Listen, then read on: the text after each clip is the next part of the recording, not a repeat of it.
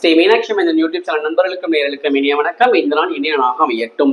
நம்மளுடைய சில நிறைய ஆண்டு ரீதியான பதிவுகள் பார்த்துட்டு இருக்கோம். அந்த அடிப்படையில் நம்ம இன்னைக்கு பார்க்கக்கூடிய பதிவுகள் பார்த்தீங்கன்னா, நிலைவாசல் படியில் என்ன தெய்வம் நமக்கு இருக்குது, அந்த தெய்வத்தை எந்த முறையில் வழிபட நமக்கு என்ன பலன்கள் கிடைக்கும் தெரிஞ்சுக்க போறோம். வாங்க வீடியோக்குள்ள போகலாம்.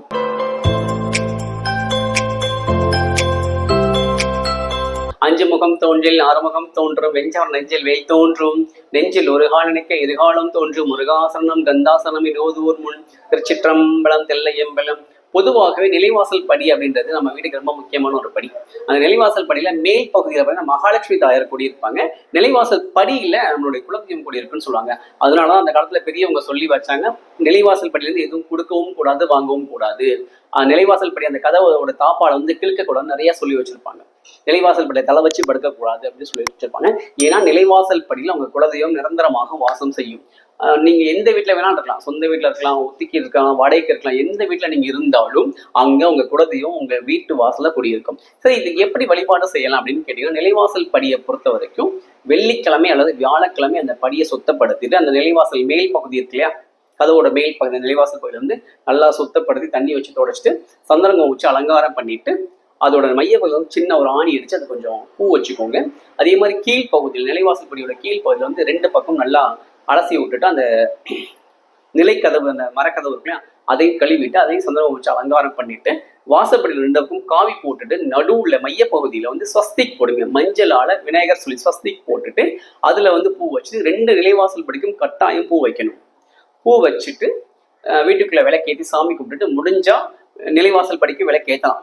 வருஷத்துல 365 நாளும் நிலைவாசல் படியில விளக்கேற்றலாம். அப்படி விளக்கேற்றினா அளப்பரிய பலன்கள் கிடைக்கும். ஏன்னா அதை நான் செய்வேன். என்னுடைய வீட்டுல நான் வருஷம் முழுவதும் நான் செய்வேன்.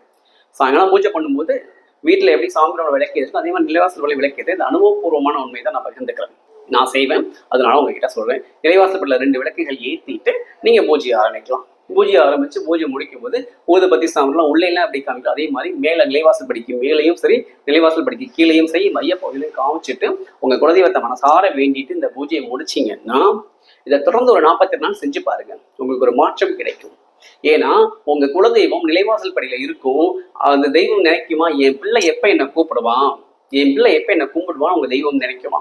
அதனாலதான் குலதெய்வம் நிலைவாசல் படியிலே இருக்கும். ஏன்னா ஒரு பழமொழியே சொல்லுவாங்க, குலதெய்வத்தோட அனுகிரகம் இல்லாமல் ஒரு குடும்பத்துல எந்த நல்லதும் நடக்காது. ஒரு குழந்தை பிறப்பதற்கும் குலதெய்வத்தோட ஆசீர்வாதம் வேணும், ஒரு உயிர் மரணிப்பதற்கும் குலதெய்வத்தோட ஆசீர்வாதம் வேணும். அந்த அளவுக்கு அது அற்புதமான தெய்வம் தான் குலதெய்வம். அப்ப அந்த குலதெய்வத்தை நம்ம கொண்டாட வேண்டாமா? நம்ம நிலைவாசல் படி குலதெய்வம் நம்ம வெளியூர்ல இருக்கலாம், உள்ளூர்ல இருக்கலாம், வெளிநாட்டுல எங்க வேணாலும் நம்ம இருக்கலாம். எங்க இருந்தாலும் நம்ம கூட நம்ம குலதெய்வம் இருக்கும். அப்ப அந்த குலதெய்வத்தை இந்த மாதிரி ஆராதனை பண்ணி நம்மளுடைய பிரார்த்தனை எல்லாம் கேட்டீங்கன்னா சொன்னீங்கன்னா நிச்சயமா நிறைவேறும். அந்த அளவுக்கு அது அற்புதமான ஒரு வழிபாடு தான் நிலைவாசல் வழிபாடு. இதை செஞ்சு பாருங்க.